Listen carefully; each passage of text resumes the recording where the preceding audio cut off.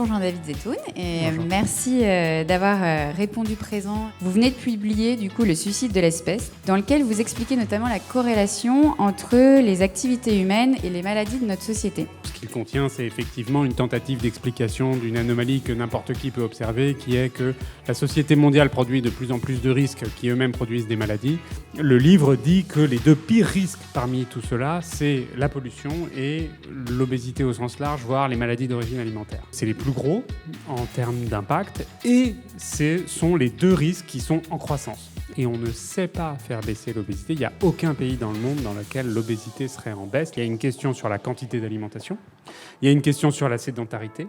Il y a un troisième élément qui est la qualité de l'alimentation. Et c'est là qu'on arrive sur ce qu'a étudié Serge, qui est l'ultra-transformation des produits alimentaires. L'ultra-transformation, c'est quelque chose qui a commencé dans les années 70 probablement. Attention, on n'était pas de nuire.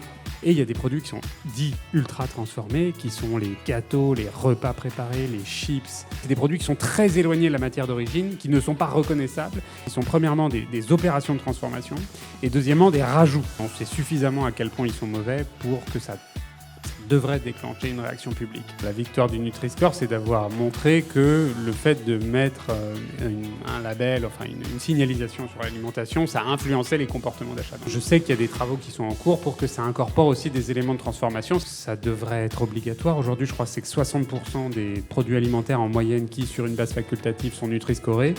L'industrie alimentaire a à la fois une mauvaise image en termes moraux ou en termes de comportement, mais aussi les gens n'ont pas confiance à ce qui est mis en supermarché. La progression de la connaissance, c'est un truc qui est assez lent.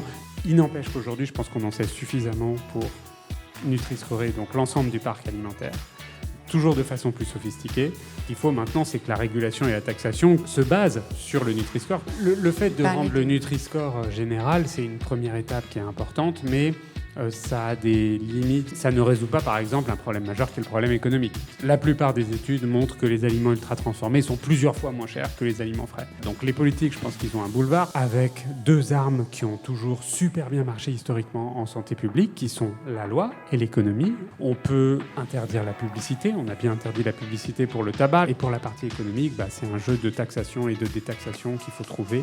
Le jour où ça coûtera moins cher de manger frais que de manger ultra-transformé, évidemment que les gens auront un comportement qui sera, je pense, significativement différent.